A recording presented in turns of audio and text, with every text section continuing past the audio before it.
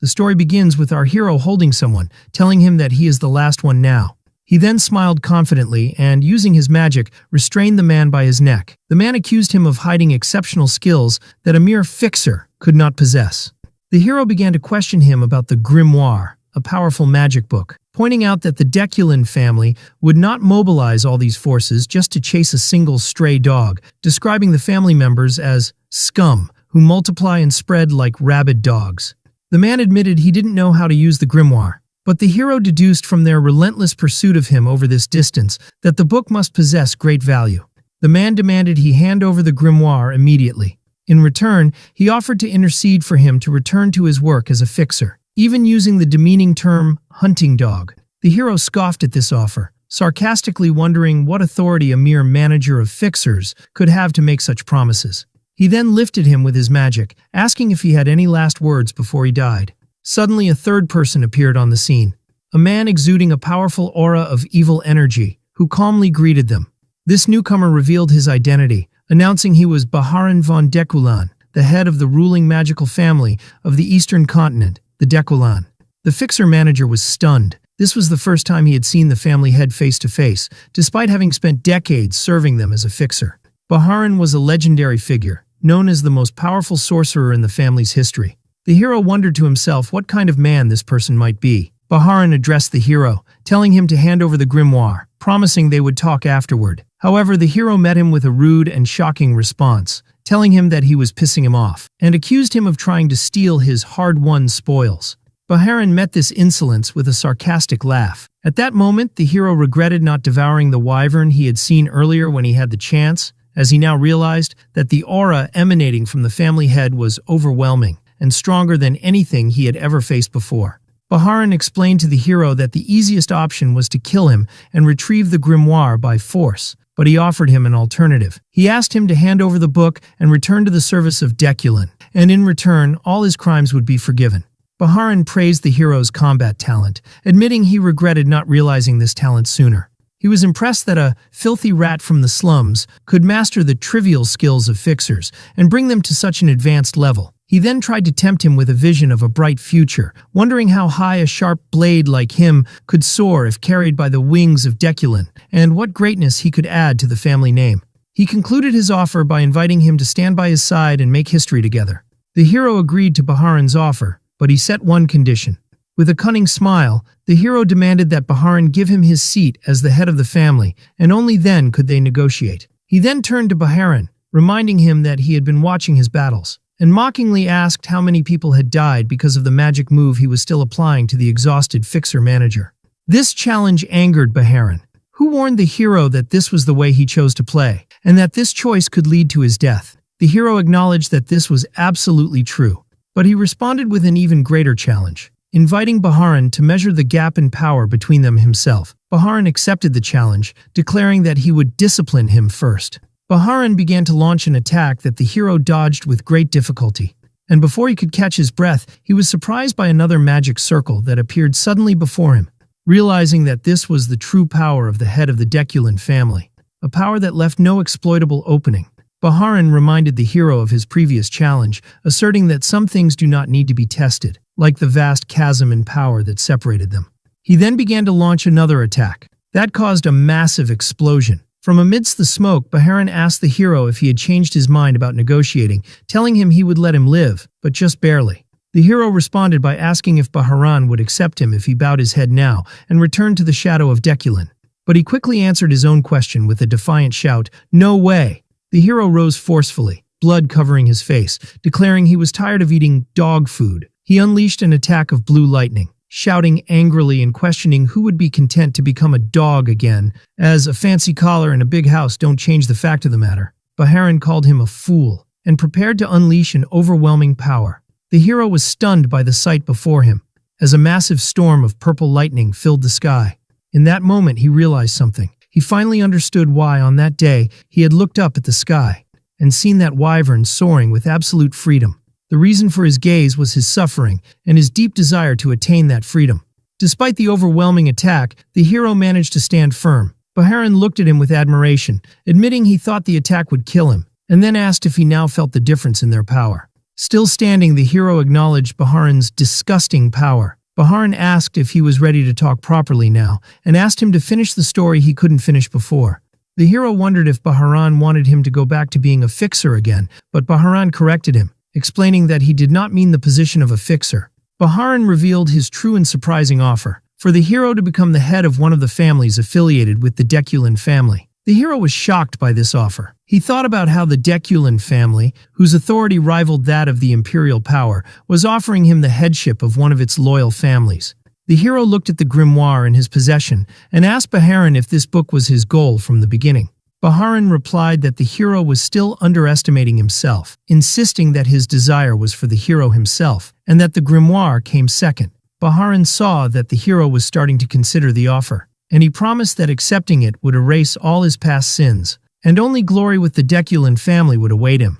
But unexpectedly, the hero began to pour his energy into the grimoire with the intention of destroying it. Baharan asked him in shock what he was doing, to which the hero replied sarcastically that he could have it after it turned to ash. Baharan threatened the hero that he would never die peacefully, but the hero silenced him and told him to listen. The hero explained that fixers don't care about money, but he took this grimoire because it was priceless. He then revealed the dark secret behind it, wondering if Baharan knew about the fixers who were devoured by the young Deculan master using forbidden magic from this book. That scoundrel had devoured the hero's comrades, and the Deculan family covered up the crime. Baharan asked contemptuously if this was all for revenge, noting that the lives of stray dogs are cheap. The hero replied that his motive was not just revenge, he wanted to fulfill his comrades' dreams, and that required money. He also wanted to ensure he wouldn't go back to living in a doghouse after retirement. After hearing everything, Baharan declared that he had heard the hero's last words. He unleashed his final attack, the azure flame of Deculan, an eternal fire that never goes out, and told the hero to regret his choice in the depths of this hell. As the flames consumed him, the hero rejected the idea of regret, shouting that death was better than being Deculan's dog again, and he felt a freedom he hadn't felt in a long time. His last thoughts were that he regretted nothing, and that if he were to be reborn, he would seize his freedom and achieve his true revenge. He was then surprised by what happened. Everything froze as if time had stopped. The grimoire appeared and glowed brightly. Then something strange happened. The hero found himself in another place, wondering how he had survived after being on the verge of burning to death. He felt that something was not right, and the place looked familiar, as if he had returned to the past. Then he remembered he was in the black and white zone, the place where he had struggled to survive daily before becoming a fixer. He realized the incredible truth. He had gone back in time. He wondered what in the world was going on. As he found himself in his younger body, he was sure he had returned to the past, but he noticed that a certain mark was still on his body. Although he didn't understand how, he deduced that the grimoire had done something to cause this return. He remembered that the head of the Deculan family coming himself to take the book proved how important it was. The hero decided that this return to the past was a good thing in any case. He made sure it wasn't a dream. The events seemed too real, and the foul smell of sewage in the place confirmed to him that he was alive. He felt optimistic that this was an opportunity to achieve great success regardless of what he would do. But he wondered what achieving great success meant. He remembered that he once had a dream his comrades also shared, and it was the same reason that pushed him to decide to retire. He began to recall a conversation he had with one of his comrades named Aster. In that memory, Aster told him that they were just homeless people in the black and white zone, lacking clothes, food, and education, and asked him which of these was the worst for him. The hero answered that the lack of food was the worst, but Aster corrected him. After a look of annoyance at the stupidity of the answer appeared on his face, he explained that not receiving an education was the most painful thing. If they had been properly trained and educated, they would not have fallen into the hands of the nobles who enslaved them. Aster revealed his dream after retirement, which was to build a library, a place where anyone, regardless of their wealth, status, or gender, could read books freely. As for the hero, his dream was to go even further. He wanted to build a towering spire, for no particular reason other than that he loved high things. He planned to fill this tower with every book he could find. Most importantly, he would place the secret manual of the Deculan family at the entrance of the first floor, so that everyone could get it, whether they were vagrants from the black and white zone, sons of nobles, or even the butchers in the market. Just imagining seeing those techniques, which the Deculan family considered more precious than their lives, being available to everyone, made him feel ecstatic. He admitted that the problem was how to obtain those techniques, but he decided to leave that for his future self to worry about. His ultimate goal was to spread the secrets of Deculin as widely as possible, which would lead to their complete collapse. Suddenly his dreams were interrupted by a powerful kick to his face. An angry young man appeared and yelled at him for not staying where he was told, then began to kick him repeatedly. At first the hero was shocked by this sudden attack, but he quickly gathered his experience as a fixer who had fought countless battles. He managed to block one of the kicks, which surprised the attacker. The hero calmly told him that he had hit him 7 times. Then, with a sharp gaze, he declared that it was time to pay him back tenfold. The hero prepared for a counterattack, while fear appeared on the attacker's face, and the loud sound of breaking bones was heard. The hero was surprised to find that it was his own hand that was broken, wondering how that happened. The other boy began to scold him angrily for daring to hit someone older than him, calling him crazy. Although the hero managed to land a blow, the young man threw him to the ground and continued to beat him. While the hero's body ached, it was his heart that ached more. The hero took the opportunity and tripped the attacker, who lost his balance and fell into a sewage canal. The hero saw this as a chance to escape. The attacker got up, coughing, and asked the hero where he thought he was going. But the hero replied that he was not running away. In fact, what he was doing was a tactical retreat. He decided to remember his attacker's face and to keep the 57 blows he received in his heart, reminding himself that he was an experienced fixer who didn't know how to give up. After moving away, he realized his situation was bad. His wrist was sprained from just throwing one punch, which made him feel sorry for the weakness of his current body. He sat down, defeated, and decided that he had to forget about the tower for now, and that the priority was to fix and strengthen this weak body. Suddenly, a small white-haired child appeared before him and asked if he was hungry. The hero asked if he knew him, and the child replied that he didn't. The hero analyzed the child's clothes. Although they were worn out, they were originally expensive, so he concluded that he was most likely the son of a noble who had lost in a power struggle and fled here. He saw him as a ticking time bomb to be avoided. The child introduced himself, saying his name was Damien and his mother's name was Bianca. The hero felt he was learning things he shouldn't know, so he asked Damien if he was a bit slow on the uptake. Damien then innocently told him that his mother was dead, and the hero felt sorry for him. He replied that he didn't have a father either, so he was the winner, then tried to shoo him away. The hero decided it was best to get away from this ticking time bomb before it became more troublesome. But when he tried to leave, Damien told him he would come with him. The hero refused and thought about hitting him to make him go away. Damien noticed the hero's injured wrist and asked if it hurt, then offered to help. He placed his hand over the hero's hand, and a powerful healing light appeared, which astonished the hero. He immediately realized that this was not just an ordinary healing hand. He recognized the secret technique. It was the light of healing, a special technique of the fallen noble Blandu family, which was destroyed by the Deculin family. The hero's instincts as a professional fixer screamed. He realized he had just gotten himself into something very nasty and dangerous. He wondered why a child from the Blandu family was in this place, as their family was supposed to still be in a good position at this point in time. He repeated the name Damien in his mind, as Damien asked if he was calling him. Suddenly he remembered something. He had remembered a crucial piece of information. Someone from the Blandu lineage with different colored eyes. He recognized the identity of the child in front of him. It was the monster of Blandu, Damien von Blandu, the madman who doesn't die even if he is killed. The hero was in a state of shock that he couldn't comprehend. His memory took him back to the past, to a time before his decline, when he was still working as a fixer. He remembered a mission he was sent on by order of the Deculin family to the lands of the Blandu family. At that time, he and his comrades were grumbling, wondering why they were being called for a mission that the Blandu family should have been able to handle themselves. One of the comrades told them about rumors of a monster in the Blandu lands, a monster that was said to have killed dozens. They wondered if this monster was a ghoul or something like that. But what he saw was not a ghoul. He saw a human tearing another human to shreds. This human was Damien, who was laughing madly as he fought, continuously using the Blandu family's healing magic to keep fighting.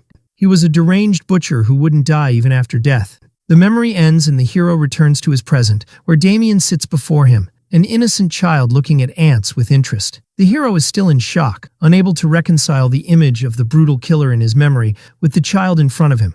He wonders why the direct heir of the Blandu family, the only son of the Lord, is in such a miserable place. Damien interrupts his thoughts by talking about food. He tells him enthusiastically that they should eat, quoting his mother that eating well prevents illness, and concludes that the hero is sick because he doesn't eat. The hero agrees with his logic, but finds his way of speaking provocative. He asks him if he has any money. Damien pulls out a bag full of gold coins and asks if this is what he meant. After a short silence, the hero smiles and gives a nod of approval, suddenly declaring that they are now friends. He puts his arm around the stunned Damien, telling him that if he says they are friends, then they are, and friends share what they have. He then excitedly pulls him along to find food to fill their stomachs. Damien asks his new friend what he has to share, to which the hero replies that he has a friend, referring to Damien himself. After they had a good meal and a bath, the hero feels refreshed. He sees Damien wandering around the place, which seems to be a house above the restaurant. Damien explains that it's the first time he's seen a place like this because he always slept outside. Damien suddenly mentions that he doesn't have a father. The hero jokes that he has a father, and they get into a childish argument that ends with the hero wondering why they are trying to compete in this matter. Then he asks him about his mother. Damien looks around and innocently replies that she is not here. The hero decides to assess the situation better. The hero asks Damien how long he has been alone. Damien thinks for a moment, and then replies that since he ran away from home, he has slept 10 times. The hero begins to analyze this new piece of information, wondering if Damien is a runaway and being chased, and whether sleeping 10 times means that 10 days have passed. Damien explains that he can sleep twice a day, including naps, so the total number of times he has slept is 10. The hero deduces that Damien has been on the run for about 3 or 4 days. But he becomes even more confused when Damien adds that he hasn't taken a nap since he ran away, confirming to himself that he is completely insane from the roots. The hero begins to plan for the future. He sees an opportunity in having Damien with him in the black and white zone, where he can act as his guardian and build a relationship with the Blandu family. This relationship could be useful in the future when he confronts the Deculin family again, plus the homes of nobles contain many of the books he needs to achieve his dream. But before thinking about long-term plans, he decides he has an urgent matter to deal with first, which is the 57-layered grudge he feels towards the young man who hit him earlier. He tells Damien that he is going to lie down now and warns him not to disturb him, or there will be big trouble. Damien asks if he is going to do breathing exercises, and the hero confirms it, asking him to do the same when he's done, which Damien enthusiastically agrees to. The hero begins his meditation, remembering his past life where he relied on standard magical formulas given to fixers, which had clear limits.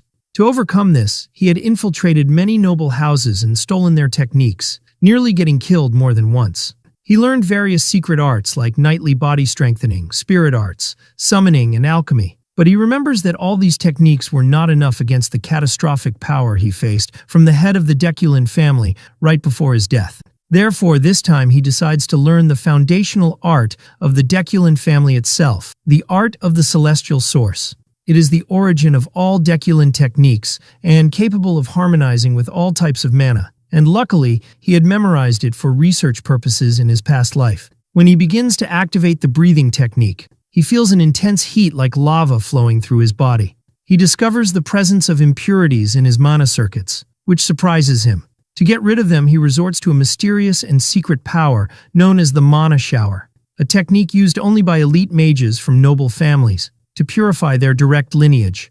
After the process is finished, he wakes up and wonders how much time has passed. More importantly, he finds that his mana circuits are now clean and his mana has been purified, perhaps to a higher level of purity than even in his past life. Despite this significant improvement, he realizes that defeating Deculin still seems like an impossible task, even if he were born 100 times. However, his chances have improved, and as a man who never gives up, even against near-impossible odds. The next day, Damien wakes up from his sleep to find that his hair has turned brown, which surprises him. The hero had secretly changed Damien's platinum blonde hair color and his clothes so that the Blandu family wouldn't recognize him. After the final step of the disguise was complete, Damien asks his friend what they will do now. The hero announces that they are going to crack some heads. As the young man who had previously hit the hero was walking after a nap, he was surprised to see the hero again, but this time he was clean and accompanied by another child.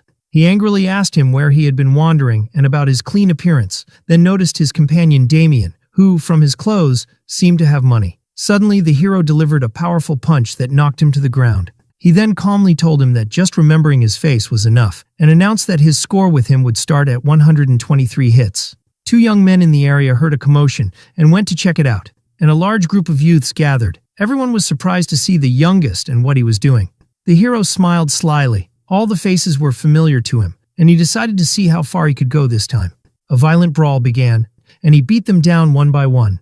As the hero displayed superior combat skills, striking his opponents with fists enveloped in magical energy, Damien watched in awe, impressed by his new friend's speed and power. The hero taught Damien that in such situations, he should describe what he sees as super cool, which Damien repeated enthusiastically with sparkling eyes.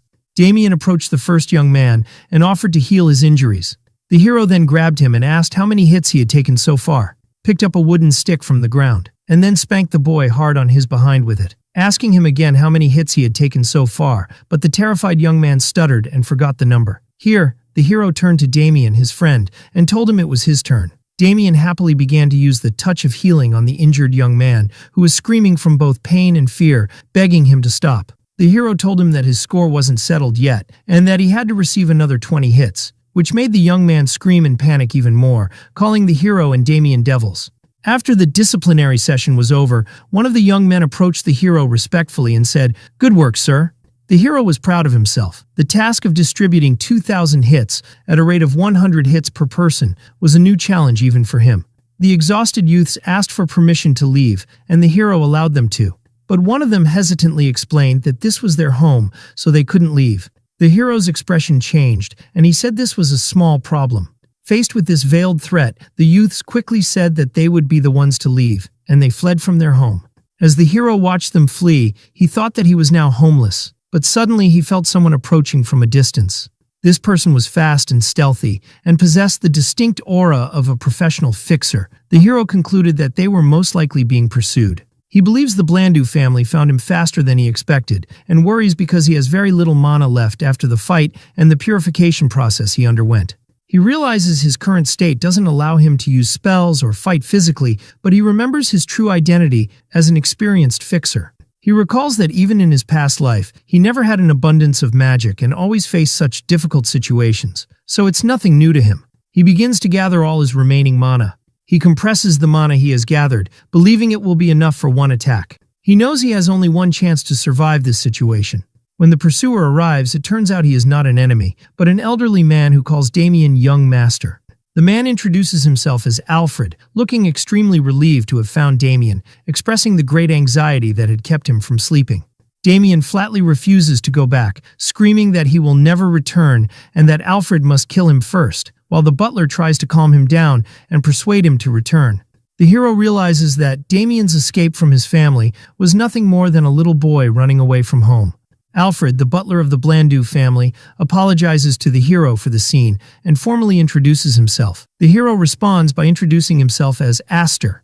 Alfred notices that young Master Damien seems very fond of Aster and invites him to accompany them to the Blandu family home. The hero is suspicious of their intentions, as it's well known that noble families despise commoners, but he can't understand their true motive for this invitation. He decides to accept the invitation, as it aligns with his original plan to form a relationship with the Blandu family, who control the entrance to the city of Hazen, where the Zenith Academy and its unparalleled library are located. Since his goal is to build a great library, he sees that visiting their library will be beneficial. He accepts the invitation, considering it just a small detour on his path to achieving his dream. The hero turns to Damien and cheerfully suggests they go see if the Blandu family's food is any good. They arrive at the majestic Blandu family mansion. The hero considers this his first official visit to the Blandu mansion. Alfred tells them that it's late and they should rest, then hands them over to a maid named Lassie. When Lassie tries to lead Damien away, the child panics at her sharp gaze and starts screaming and apologizing to her. Elsewhere in the mansion, the sound of a door opening is heard. Someone, apparently the master of the mansion, asks Alfred where Damien is. The butler replies that he was found in the 7th black and white zone and is on his way back. It turns out to be a lady, and she unleashes an angry magical attack that causes an explosion. She asks frantically if Damien is all right and threatens dire consequences if any harm has come to him. Alfred calmly asks her to calm down and listen to his report. After she listens to the report, the lady feels great relief. Alfred comments to himself that this is lucky for the lady, and lucky for anyone who might have harmed the young master. He remembers that this lady was once known by the title Blood Witch. He thinks that given her fierce nature, especially when it comes to her son, it's fortunate the situation ended this way. The lady thanks him for his hard work. Alfred tells her he was just doing his duty, but adds that there is something unusual about the matter, which piques her curiosity. Alfred talks about the new friend Damien has made, who is named Aster. He tells the lady that Aster had sensed his presence and prepared countermeasures even before he appeared before him. He adds that when they met, Aster was holding a mana bullet, a form of compressed magic ready for an attack. The lady is impressed by this, describing Aster's talent as remarkable for a boy from the black and white zone. Based on this talent, Alfred asks the lady to grant him a favor. In a later scene, Alfred stands before the hero and makes him a surprising offer to become his successor. Alfred seems confident that the hero will not refuse. He explains to him that such an opportunity for a rat from the black and white zone means obtaining wealth and honor, but the hero responds impolitely that he is not interested. This shocks Alfred, who asks if he heard him correctly. Damien interrupts the scene by asking the meaning of the word his friend muttered. The hero politely declines the offer, expressing his deep gratitude for being considered as the butler's successor, but he prefers things to stay as they are now. Alfred interprets this refusal as arrogance, believing that the hero, being a talented orphan who mastered magic on his own, sees himself as a great person. He then begins to lecture the hero, saying that he understands him because he too was born into an ordinary family and was arrogant in his youth before realizing the world was vast. Annoyance shows on the hero's face as he thinks about how trivial this talk is. But Alfred continues his lecture, explaining that the hero might think he can do anything and conquer the world, but things don't work that way. The hero tries to suppress his anger, while Alfred compares him to goblins of the valleys, creatures that grow up in a protected environment and are unaware of the real dangers of the world. The hero responds in his mind that if he were a goblin, he would probably be a wyvern by now, indicating that he is far from naive or weak. Alfred becomes more intense, declaring that since the hero knows nothing, he will personally teach him how vast and terrifying the world is. Alfred opens the doors to a large hall, where many young trainee butlers are lined up to greet him. Alfred asks the hero for his opinion, pointing out that these young men are talents of the Blandu family, all around his age, and that he can surely feel their skills. The hero watches them quietly and admits to himself that the talents of Blandu are indeed impressive. He notes that it's hard to believe they are just teenagers with this level of refinement, as their aura fills the entire place. But he looks into their eyes and thinks sarcastically, there were goblins here, meaning they are nothing compared to what he has faced. Alfred asks again if he will accept his offer, promising him that he can shine like these children, and even more so. The hero simply replies that he doesn't like to shine, which provokes Alfred. One of the trainees named Winster steps forward and addresses the head butler. Winster tells Alfred with a sarcastic smile that if this boy had truly felt anything, he would never have refused his offer. And since he refused, it means he has not yet realized the true value of the position or the talent present in the hall. Winster volunteers to give the hero a small glimpse of real magic, proposing a training duel. Alfred finds the idea arrogant, but he agrees to it. Alfred suggests that the hero have a quick duel with Winster. The hero realizes he has become a thorn in their side. He understands that they see him as just a lucky stray dog who found his way inside. The hero agrees to the duel, but asks to choose his opponents himself, which Alfred allows. The hero points to Winster and 4 other trainees. He announces that he will face all 5 of them at once, which shocks them. He scoffs at them, saying they should just die if they are scared. Alfred laughs, impressed, declaring that this is the spirit his successor should have. But he warns him that his words could be considered an insult to the Blandu family and asks if he is prepared to take responsibility, to which he confidently replies that he will. Alfred sets the terms of the duel. The hero must last for exactly 1 minute. If he succeeds, he will receive a gift. If he fails, he will be held accountable for his words.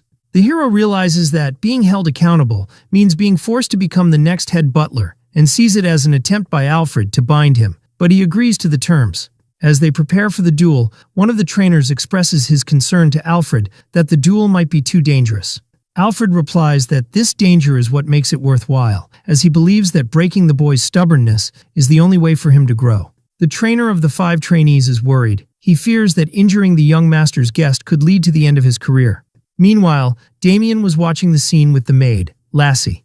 The trainer approaches him and begs him to stop the head butler, warning him that his friend is in grave danger. But Damien shows great excitement, which terrifies the trainer even more. Lassie intervenes and tells Damien that if he interferes, his mother will scold him, so Damien suppresses his anger. Alfred orders the hesitant trainer to begin the duel. The trainer thinks to himself that he did his best to object but must obey orders. Lassie tells Damien she will be back soon and asks him not to interfere. Damien smiles and tells her he understood. The trainer explains the rules of the duel, describing it as a turn-based spar. He scoffs to himself, considering it an annihilation battle and not just a spar. The trainer confirms that the duel is indeed an annihilation, where it continues until one side surrenders, while he retains the right to stop the match. Winster mocks the hero, calling him a stray dog blinded by luck, and vows to crush him and reveal his true nature. The trainer shouts, announcing the start of the duel, and one of the opponents rushes to attack the hero. As soon as the duel begins, the hero launches his attack on Winster, landing a powerful and direct blow to his chest, leaving him in a state of shock and pain. Winster screams, not believing what happened. Meanwhile, the hero announces that it seems he will be the one giving the lessons now, holding a mana bullet in his hand and declaring that the first lesson is that the smallest peppers are the hottest. Winster recognized the technique as just a basic manipulation of mana, an ineffective technique in combat. The hero presents his second lesson, which is not to judge people hastily, then unleashes the mana bullet. The bullet explodes with immense force, sending the 5 trainees flying into the air. The hero adds that the world is wide and bitter as he delivers a direct punch to Winster. He offers the defeated trainees to teach them these lessons and tells them to study them well. Winster shouts at him, calling him a madman, claiming that what he is using is not magic. The hero uses what is known as somatic magic, a style that integrates mana with hand-to-hand combat to take down his opponents. The trainer watches the scene in complete shock at the power he is witnessing, while Alfred watches the hero crush his opponents. Alfred analyzes the hero's technique, realizing that the mana bullet he used was compressed at least 3 or 4 times. He imagines that if he had taken a direct hit from that bullet when they first met, it would have been dangerous. He admires the hero's innate control over mana. He thinks that the way the hero defeated his opponents was terrifying. Suddenly, Alfred senses the presence of Lady Bianca and is stunned. Lady Bianca arrives with Lassie, bringing hope to the trainer who believes she has come to save them. The lady asks what happened, and Alfred hesitantly replies that they were conducting a simple test. The lady looks at the chaotic state and the injured trainees on the floor and asks sarcastically if this is what he calls a test. She orders Alfred to gather the trainees and remove them from the place for now. Then she asks Damien to return to his room. She also asks the hero to return to his room, and he thinks to himself, what a shame. The lady summons the trainer, Renbet, and fires him with a single word. She turns to Alfred, telling him that she understands his intentions, but he went too far this time. Alfred apologizes, admits he lost his temper, and is ready to accept any punishment. The lady changes the subject and asks for the details of what exactly happened in the duel, wondering if Damien had helped him. Alfred denies it, explaining that the hero was simply incredibly good at hitting. Alfred apologizes for his distraction and clarifies that the mana bullet he mentioned earlier was used again by the hero in this duel. But this time, he had compressed it an additional 3 or 4 times. The lady deduces that this means the hero's control over mana is excellent, and admits she was very shocked, even though she didn't show it. She wonders in amazement if he had defeated 5 trainees with just 1 mana bullet, and Alfred confirms that he defeated them alone, noting that even highly trained mages find it difficult to manipulate raw mana, instead of using spells. Lady Bianca asks Alfred about the offer he made to the boy, and he tells her that he flatly refused it. This refusal piques the lady's interest, and she decides she needs to reevaluate Aster, ordering him to be brought to her. The hero is summoned to meet Lady Bianca, who welcomes him and invites him to sit, while Damien sits beside her with his mouth full of food. The hero confirms that he heard she had summoned him, and the lady agrees but tells him there is another matter first. She presents him with a box, explaining that she heard Alfred had promised him a gift. The hero remembers Alfred's promise of a gift if he lasted for a minute, but he didn't expect the lady herself to prepare it so quickly. She asks him to open the box. The hero discovers that inside the box is a high-quality elixir, a precious item that is not even given in the Blandu family, except to recruits accepted into the top 5 magical squads. The hero is suspicious, knowing that such valuable gifts always come with hidden conditions. Lady Bianca reassures him, explaining that the elixir is a reward for helping Damien in the black and white zone, and it is also an apology for the duel incident.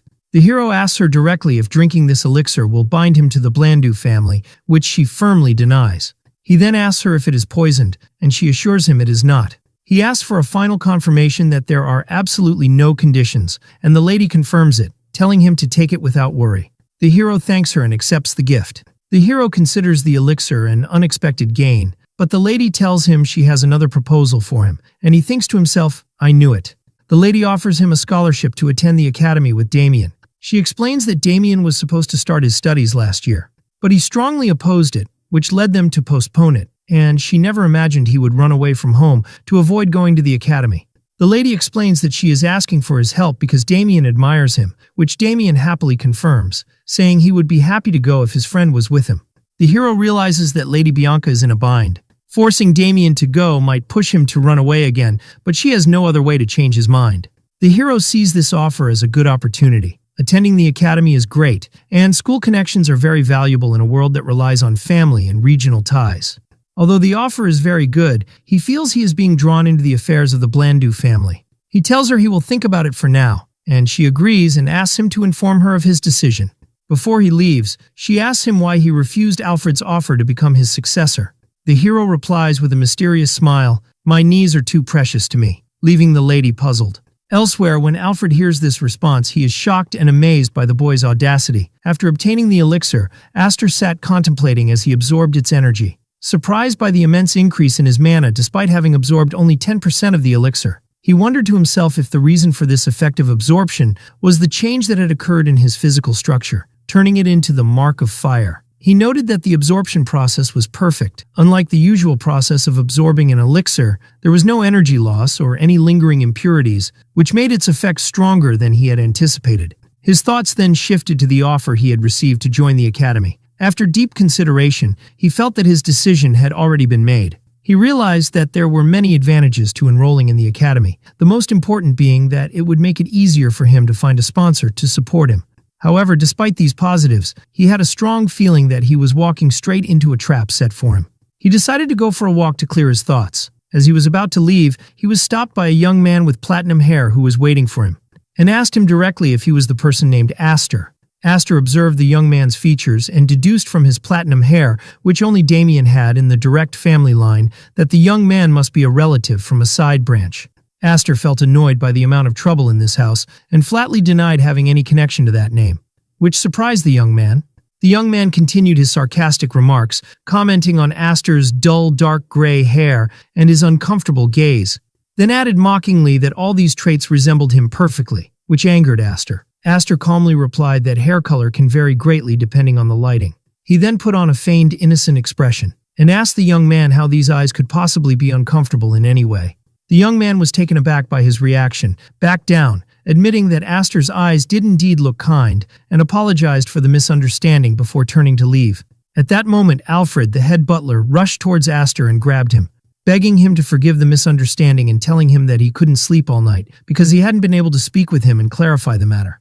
Alfred was thinking to himself resentfully that he shouldn't have to kneel like this just because he was the head butler, and that the whole thing was just a misunderstanding. The platinum-haired young man turned around again, having realized the truth, and shouted that he was right all along, and that the look in Aster's eyes, resembling that of a dead goblin, was not common. Aster calmly confirmed his identity. The young man became enraged, pointing his finger at him and accusing him of lying and acting with such insolence. The young man muttered a threat to kill him, but a sharp, silent glare from Alfred was enough to silence him. The young man retracted his threat and told Aster he would overlook it for now. However, he demanded that Aster come to the magic hall later so he could correct his bad behavior, to which Aster nonchalantly agreed. After the young man left, muttering threats, Alfred asked Aster if anything was wrong. Aster replied with a smile that there was nothing to worry about, thinking to himself that this situation came at the perfect time, because he wasn't in a good mood anyway. Then Aster turned to Alfred and called him by his official title, head butler, and asked if he could see the lady of the palace now. Lady Bianca welcomed Aster into her office, noting that he had requested a meeting very early in the morning and wondered if he had already finished considering her offer. With a confident smile, Aster confirmed his decision and informed her that he would be enrolling in the academy. Lady Bianca expressed her surprise at how quickly he had made his decision, but she was pleased, telling him that they should begin preparations as soon as possible. She told him to make himself comfortable in the meantime, and Aster thanked her for her hospitality and left the office. After Aster left, Alfred entered the office. Lady Bianca asked about the boy, and she happily informed the head butler that Aster had fortunately accepted the offer. Alfred couldn't hide his excitement, exclaiming that this was to be expected from a boy with such passion, and that flame burning in his eyes. Alfred enthusiastically continued to explain his plan to Lady Bianca, stating that the first semester would be fine since the family would cover his expenses, but he wondered how Aster would manage in the next semester. Alfred assumed it would be difficult for a vagrant from the gray zone to afford such high tuition fees. and predicted that Aster would become very anxious because he wished to continue his studies. At that crucial moment, a helping hand would appear, which would be none other than Alfred's personal sponsorship. Lady Bianca interrupted him, calmly telling him that he was making too much noise. Alfred immediately apologized for his outburst and excused himself to go to the kitchen as it was nearing mealtime.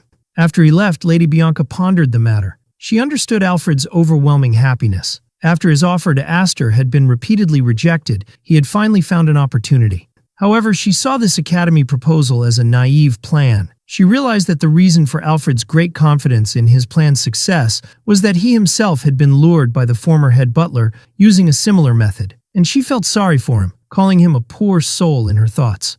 Meanwhile, Aster was walking, on his way to the magic hall, the place where that boy from the side branch, as he called him in his mind, was.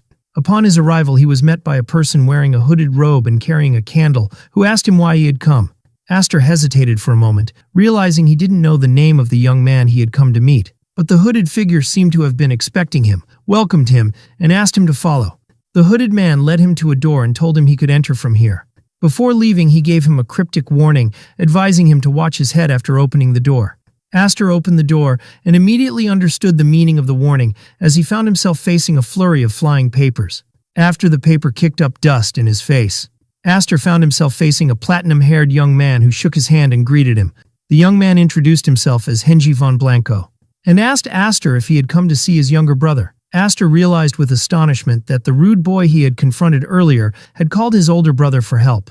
At that moment, Aster's memory flashed back to his time as a fixer when he had infiltrated numerous magic academies, and he came away with an important observation about the characteristics of research mages, whom he called the pen pushers. The first trait that distinguished them was their thinning hair. They pulled it so much from overthinking that it stopped growing. Aster had divided this phenomenon into stages. In the first stage, they would try to deny their baldness by wearing their robes with the hood up. In the second stage, they would accept reality and reveal their thinning hair. In the third stage, they would shave their heads completely. And in the fourth and final stage, they would reach a point of desperation and start searching for magic that could achieve the impossible. Hair regrowth, something no one had yet succeeded in. But Henji was different. He began by offering a formal apology for his younger brother's behavior, explaining that he had gone too far and that he never imagined he would act so rudely to a guest of the young head of the family. As Henji spoke, Aster noticed that his hair was thick and that he was still young, making him an exception to the rule he had formed in his mind. While serving Aster tea, Aster asked him if he worked at a magic academy, and Henji revealed that he held the position of vice principal at one of them. This impressed Aster, who thought that a prestigious family like the Blancos wouldn't appoint someone to such a position based on lineage alone, meaning Henji must possess exceptional skills. Henji commented that Aster was a unique individual, different from the usual vagrants in the black and white zone. Aster laughed in agreement, but he felt uneasy inside. He thought that the task would have been much easier if Henji had met him with hostility, but instead he was smiling kindly. Aster felt a negative human chemistry between them, meaning they were two types of people who could never get along. Afterward, Henji congratulated Aster on his invitation to enroll in Xenian Academy. Aster thanked him, while Henji continued, describing it as a great opportunity and mentioning that he himself was a graduate of the 145th class. Aster wondered to himself if Henji was suddenly trying to build a school fellowship with him. Henji immediately apologized, saying he got a little excited when he heard the news of his enrollment and said something unnecessary, then suggested they get to the main point. Aster wondered what this main point was. Henji told him there was one thing he wanted to confirm first, and then asked him a direct and shocking question. Would he be willing to risk his life for a friend? Henji explained that the entire fate of the Blanco family was at stake. He then offered him a glowing book, promising that if he was willing to risk his life, he would give him this book. Aster was utterly shocked. He recognized the book immediately. It was the core secret of the Blanco family, the Tome of Healing Light. Meanwhile, in the palace garden filled with yellow flowers, Lady Bianca was tending to the flowers. Breathing a sigh of relief, she felt relieved that the problem of Damien's enrollment in the academy, which had been a major headache for her, had been resolved without any trouble, lifting a great burden from her shoulders. Her thoughts turned to Aster, whom she considered a very good friend to Damien. She acknowledged that his talent was very good, and as for his personality, she recalled Alfred's description of him as someone who could be rude or bold at times, but she saw that as normal for someone his age. What she liked most about him was his steady attitude, and his complete lack of flattery. even after learning about Damien's background and status. She concluded that his standing was different, and for that reason, he deserved to stay close to them. But for that very reason, she believed he would never belong anywhere, just like a free bird that cannot be caged. She thought that there were many ways to keep people close, and that she would have to consider these methods over time, for she was determined not to give up such a good talent for Damien's sake. Back in the magic hall, Aster was still in shock from Henji's offer to give him the family's secret tome. He wondered about the real motive behind this offer. He watched Henji's eyes and found them clear and transparent, so much so that he couldn't read what was on his mind.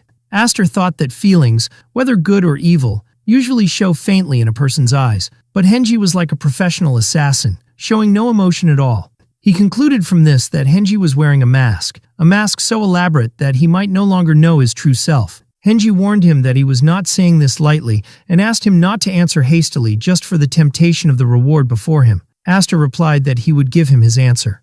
Inside, Aster felt the unease he had been feeling fade away after understanding Henji's nature. It was easy now. He realized they were both from the same muddy waters, so there was no need to feel uncomfortable. Aster told Henji that if he had something to ask, he would listen, explaining that if he thought he could do it, he would, and if he couldn't, he wouldn't. Henji became angry at his words and asked if he would listen even if his life was in danger just by hearing it, threatening that he might kill him if he listened and then refused. Aster looked at him defiantly and told him to go ahead and kill him, asking sarcastically if a man could die twice. But he quickly remembered to himself in embarrassment that he, personally, could die a second time. After a moment of silence, Henji released his energy to intimidate Aster. Henji tried to unleash his powerful aura to force Aster into submission, but Aster stood his ground, unfazed by Henji's threat. Henji smiled, admitting that he couldn't overcome Aster, and declared that he had passed the test. Then Henji told him that he would now speak to him comfortably, revealing the truth. He needed someone he could trust, but that person could not be a member of the Blanco family. Henji began to explain his situation, admitting that he initially had low expectations, believing that all vagrants from the Black and White Zone were alike, and that Damien, being young, might not have sharp judgment when it comes to people. However, what piqued his interest was that Damien's guardian, Lady Bianca, known for her exceptional love for him, kept a vagrant like Aster by his side, which led him to believe there must be something special about him. Then, by sheer coincidence, the fight between his younger brother and Aster occurred, providing him with a perfect and logical excuse to summon him for an interview. Aster asked if it was necessary for the vice principal of a magic academy to use his brother as an excuse to summon someone. Henji confirmed that Aster's suspicions were correct, explaining that the situation was difficult and prevented him from taking the first step himself. He quickly denied that it was a power struggle within the family, insisting that the Blanco family was very cohesive. Then he revealed the real reason. He was under surveillance by the Deculin family. When Aster asked him why, Henji decided to be completely honest, especially since Aster had previously shown indifference to death, but he reassured him that he had no intention of killing him. Henji revealed the shocking truth. He was currently researching the Deculin family's celestial source technique, and it seemed they had discovered his activities. He added that he had managed to obtain this technique, a secret known only to the Deculin lineage, through an unexpected route. Aster questioned Henji about how a man who was supposed to have died long ago was still alive, adding that if the Blanco family were investigating, their clear objective would be to find a way to counter him. Henji commented that the Deculin family was somewhat irrational. If he were only researching a countermeasure to their technique, they would have tried to kill him anyway, despite him being a vice principal. But he explained that it went beyond that. Initially, he only intended to look for a weakness, but he saw something else. He found in the celestial source technique, which is the origin of all the Deculin family secrets, a way to improve and develop this perfect secret itself, and he couldn't stop this research. He expressed his confidence that Aster, as someone interested in magic, would understand his feelings. Aster was stunned, realizing to himself that Henji wasn't just a little crazy, but absolutely and completely insane. How dare he conduct such research within his family's territory? Suddenly, Aster connected this revelation with events from his past life. The timing matched perfectly. The real reason the Deculin family secretly crushed the Blanco family was Henji's research into the new celestial source technique. That's why Baran risked the Deculin family's survival to eliminate the Blancos, because he saw from the beginning the immense potential in this enhanced technique, and this was the secret to his overwhelming power in their final battle. Henji noticed Aster's silence and asked if he regretted listening, admitting that the scale of the matter might be a bit overwhelming. Aster ignored that and returned to the original question. Why did Henji specifically seek him out? Henji explained that he had not yet informed his family of his research. He felt that the Dekulin family had planted a spy somewhere among them, but he couldn't identify who it was. Aster deduced that if the path through which Henji obtained the technique was traced, it was likely that the Dekulins had deliberately leaked a patch solution or an incomplete version of the countermeasure. Henji confirmed this with a laugh, adding that the moment he realized they were tracking him, he himself released a part of that incomplete formula to deceive them, because he didn't want to die either. Aster wondered why he didn't simply join the Dekulin family's side, as they would most likely welcome him. Henji replied vaguely that he had his personal reasons for not doing so. Henji explained to Aster that since he wasn't tied to his family, he needed him to do something behind their backs. He revealed that this research was in fact a collaborative effort, but his own part had reached a dead end. He asked him to take his thesis to Professor Baron at Xenian Academy, and promised that he would ensure he was well compensated. In return, he would grant him the Spell of Healing Light. Aster saw this offer as an invaluable opportunity, and decided to accept it. But he wanted to raise the stakes, so he proposed to take the Spell of Healing Light now as collateral, and when the new Celestial Source technique was completed later, he would take that as well. He justified this by saying it would make them true partners in the same boat, an all-or-nothing deal. Henji described him as truly audacious, but noted that his logic was simple. He wouldn't accept the job if the terms didn't suit him. After a moment of thought, Henji agreed to Aster's request. He said the name of the technique didn't matter, and since Aster hadn't learned the original technique, the new version wouldn't be useful to him right now anyway, but he promised to give it to him upon completion. However, Henji also set a condition of his own. He told Aster that until this thesis was fully completed, he might need his help again, and expressed his hope that Aster would support him then. Since they were in the same boat, it wasn't a big request. Aster agreed immediately, confirming that he would help as long as it concerned the thesis. As he was taking the papers, he jokingly added that he couldn't read. After Henji froze for a moment, Aster admitted he was kidding, prompting Henji to mutter in annoyance that Aster was rude and boring. Afterward, Aster asked about Professor Baron and whether he could be trusted. Henji laughed and told him that he and Baron had always competed for first and second place since their academy days, even when they became assistant professors. He added with a sigh that this rivalry ended as soon as he returned to the Blanco family. But he was always one step ahead of him. Aster thought to himself what a miserable world it was, for there was another madman like Henji at the academy. Later, in Aster's room, Damien was wondering why Aster was packing all these things into his subspace pouch, reminding him that he was told not to get caught. Aster noticed a letter sealed with red wax on top of a pile of books. He opened it to find it addressed to him. "To my dear Aster." Aster scoffed at the word dear. The letter was from Henji, telling him that these were the magical texts he must learn for his future, and that he had written the learning order at the bottom for him to follow diligently and acquire the intellect befitting his status. And he had signed it, "From your friend, Henji von Blanco." Aster looked at the piles of books and the detailed letter, admitting it was a truly wonderful gift. He realized that Henji was a true genius for his ability to organize a graded learning path from basic to advanced magic, but at the same time, he was also a madman.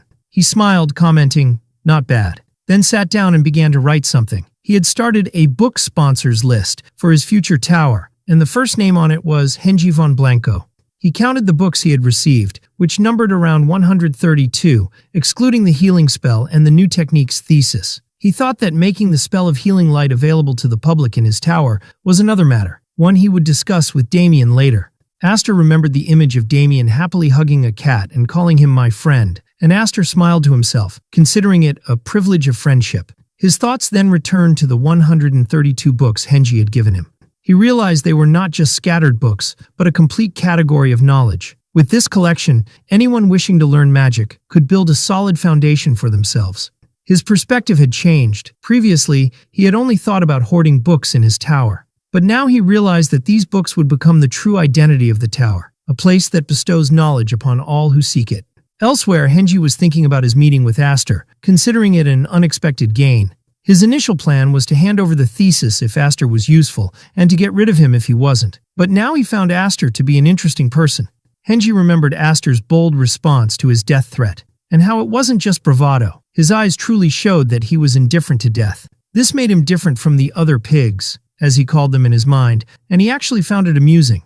Henji felt that Aster was hiding a lot, which made things more exciting for him. He had finally found someone who stood in the same place and looked in the same direction, and what's more, who desired his results, a new feeling he had never experienced before. He wondered for a moment if Aster truly couldn't read, but he quickly dismissed the idea as impossible. When it was time to leave for the academy, the maid informed Aster that he would have to fill out some simple forms upon arrival, adding that both young Master Damien and Aster were exempt from the entrance exams. She informed them that they would now be official students of the academy. The lady commented that the new uniform suited Aster. He thanked her, and then they set off. Aster thought that prestigious families always receive special admission, and that this deal wasn't bad for him either. At the carriage, Damien and Lady Bianca were waiting for them. Damien called out to Aster excitedly, and urged him to hurry. Before he left, Lady Bianca spoke to Aster, asking him to take care of himself and expressing her hope that he would achieve what he wanted because this was a great opportunity. Aster thanked her and smiled. As the carriage made its way, Aster repeated Lady Bianca's words in his mind. What I want. He resolved to himself that he would of course get it. He thought of Xenion, the greatest academy on the eastern continent, where countless sponsors awaited him, and he intended to acquire them all. With a confident smile, he looked forward to his new destination, thinking, just you wait, colleagues, here I come. During his journey in the carriage, Aster immersed himself in reading the books Henji had given him, and he truly realized that Henji was a remarkable magical researcher. He thought that the basic principles of magic are simple, but their interpretations can vary endlessly. He took water as an example. For some, it is the water of life, and for others it is a catastrophic flood. It was just a matter of perspective. He realized that every great family had developed its unique path in magic, based on its own viewpoint of the same principle. After finishing all the magical texts in his pouch, Aster came to an important realization. He discovered that the curriculum prepared by Henji was directly linked to the celestial principles of the Deculan family. His thoughts were interrupted by Damien's enthusiastic voice calling him my friend and telling him to look, announcing that they had finally arrived. Aster looked out the window to see the imposing building of Xenion Academy before him. The accompanying lady told them that the carriage journey ended here. She explained that, following the teachings of the wise first headmaster, all students on their enrollment day must enter the academy on foot, regardless of their status. She wished them luck at the ceremony and hoped they would gain great wisdom. Then she parted from them. As soon as they started walking, Damien grabbed Aster's arm, urging him to hurry. He told him worriedly that Lasteast, the accompanying lady, said that if they were late for the entrance ceremony, they might not find any seats left. Aster found this strange and considered it nonsense, as an entrance ceremony is not a village theater based on a first-come, first-served basis. But he then realized that Lasteast probably said that as bait to keep Damien from slacking off, so he decided to let it go this time. When they entered the large hall, they found it crowded with students. Damien expressed his admiration for the large number of people and said that Lasteast was right, and if they had been any later, they wouldn't have found seats. Aster denied this in his mind, as he pulled out a small piece of paper to see their assigned seat numbers, Class M3, seats 11 and 12. But Damien pointed to some empty seats and asked if they could sit there, afraid they wouldn't get any seats at all. But Aster told him to wait a bit. Then Aster wondered in surprise, is this the same person who didn't even want to come to the academy? And why is he so excited now? As Damien was heading to sit down, he accidentally bumped into another student with long gray hair who looked extremely annoyed. The large man asked Damien angrily, "What's the matter?" Aster rushed to help Damien up and asked if he was okay. Damien cheerfully replied from the floor that he was perfectly fine and wasn't hurt. He then apologized to the student he had bumped into, saying that he wasn't looking where he was going properly. As Aster and Damien were about to leave, the gray-haired student stopped them with a sharp voice. He turned angrily and asked Damien what had gotten on his clothes. "Saliva," Aster replied calmly. From the man's aura, Aster deduced that he must be from a noble family, and he figured that in such a situation, Damien would take the initiative to apologize and try to clean the man's clothes himself. Indeed, Damien began wiping the man's clothes, apologizing and enthusiastically shouting that he would clean them and make them shine brighter than before, which only angered the man more. Aster realized a fight was now inevitable. The man lost his temper and threw a punch at Damien, yelling at him to get out of his sight, "You fool." But before he could do anything else, Aster intervened and grabbed his fist tightly. Aster told his classmate that he thought he was making a mistake and suggested he stop right there. The noble student angrily asked him who he was. Aster stood up for Damien and announced clearly that he was his friend. The student commented sarcastically that he saw a loyal friend in him, noting that few would take a beating for a friend, but he warned him that he would regret his choice this day. Aster sighed, thinking that his plan to make friends with his classmates on the first day had failed. He cracked his knuckles and decided to forget about friendship for now. It seemed his opponent preferred to settle things with his fists rather than words. The commotion attracted the attention of other students who gathered around, wondering what was happening. Someone recognized the larger young man and said he looked like he was from the Dolanvi family lineage, but they didn't recognize the others. The onlookers began to wonder who would win, with most favoring Dolanvi, as they had heard that a new student from their family this year was supposed to be amazing. At that moment, a student who appeared to have authority pushed through the crowd, scolding them for standing by and watching as a fight was about to start. Someone hesitantly asked if they should stop them, but the student with authority flatly refused. Instead, he ordered the others to make way for them, and asked the gray-haired boy, being a mage, to set up a barrier around the area. The situation turned into a spectacle, and students began placing bets on the winner, with many cheering for Hexter, the name of the student from the Dolanvi family. Aster watched the scene with a slight smile. Hexter stepped forward and introduced himself as the second son of the proud Dolanvi family, and asked for Aster's name. Aster replied that, unlike him, he did not come from any great lineage, and that he should just consider him a passerby. Hexter smiled sarcastically, saying that not being from a noble family didn't matter, but that this small arena must be a handicap for a mage. Then, out of generosity as he claimed, he allowed Aster to make the first move. Aster found the whole situation utterly ridiculous. Aster mocked Hexter, saying that for someone who hates talking, he sure has a long tongue, and then asked if he was scared. This comment enraged Hexter and drove him to attack, beginning a fierce battle where Hexter threw a powerful punch at him. Aster wanted to add another observation, pointing out that there were two strong people, not just Hexter. Hexter was confident in his ability to withstand any magic student's punch, but he was shocked by the weight of Aster's punch when it hit him, wondering how his fist could be so powerful, and called Aster a scoundrel. While Hexter was trying to process Aster's unexpected strength, he was surprised by a healing spell being cast on him. It turned out that Damien was the one who cast the healing spell, but he couldn't understand why Damien was healing his friend's opponent. Aster muttered that noble families were truly on another level. He took advantage of Hexter's distraction and landed another punch, scolding him for letting his focus wander. Hexter found himself in a surreal situation. One person was hitting him hard, and the other was healing him at the same time, while Damien was laughing hysterically as he cast his spells. Hexter felt his heart pound violently, called them madmen in his mind, and wished he would just lose consciousness to end this nightmare. He wondered to himself, "Am I scared?" The crowd started yelling at Hexter, asking what he was doing and telling him not to back down. They cheered for him, reminding him that he was the pride of the Dolanvi family, the star of the Eastern continent, and the hope of all martial artists. They demanded he end it quickly and not prolong the fight. Faced with these insults, Hexter exploded with rage, screaming how a mere mage dared to look down on him with such contempt, and threw a punch at Aster, but the other dodged it. He gathered all his energy and unleashed his strongest attack, launching an assault that caused a deafening explosion. The crowd finally cheered, declaring that this was the Hexter they knew. Hexter felt his punch hit its target directly, but he wondered in confusion, why did the blow feel so light? And in a shocking moment, he saw Aster flying through the air. Aster landed skillfully on the ground, then slowly got up, dusting off his clothes. Hexter let out a furious scream of frustration.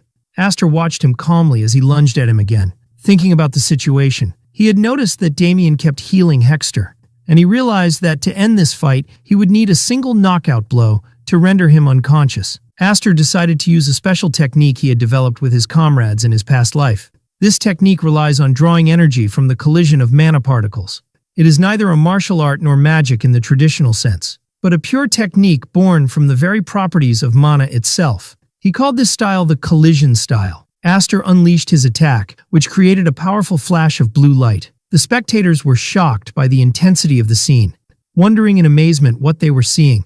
The thick dust from the attack obscured the outcome of the battle. The spectators stood in eager anticipation of the final result. Aster raised his hands, declaring his victory, then shouted, "Cheers!" Aster asked the spectators to raise their voices louder, and their response came in successive cheers, excited reactions, and a roar that filled the place, expressing their astonishment at this violent and thrilling fight. Those who had bet on Aster celebrated their unexpected win.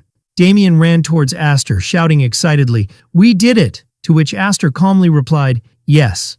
Aster looked at the jubilant crowd and thought that they should stop acting so naive. Meanwhile, a nobleman and his companion were watching the scene with disgust, describing a magic student fighting in such a way as extremely vulgar. Suddenly, an angry man who appeared to be an academy official pushed his way through the students, yelling and demanding that they move away. He asked with intense anger who dared to start a fight on the first day of the entrance ceremony, and threatened to drag everyone away if they didn't move immediately. Aster thought that he had caused a big scene, but he wasn't worried. After all, he was a fixer with many ways to escape, and everyone had enjoyed themselves. But before he could do anything, Damien stepped forward, pulling Aster with him, and shouted loudly that the others were not the culprits, but they were. He pointed to himself and Aster to get the official's attention. The angry official turned towards them, while Hexter lay unconscious on the ground in the background, and Damien confirmed again, "Yes, sir, it was us."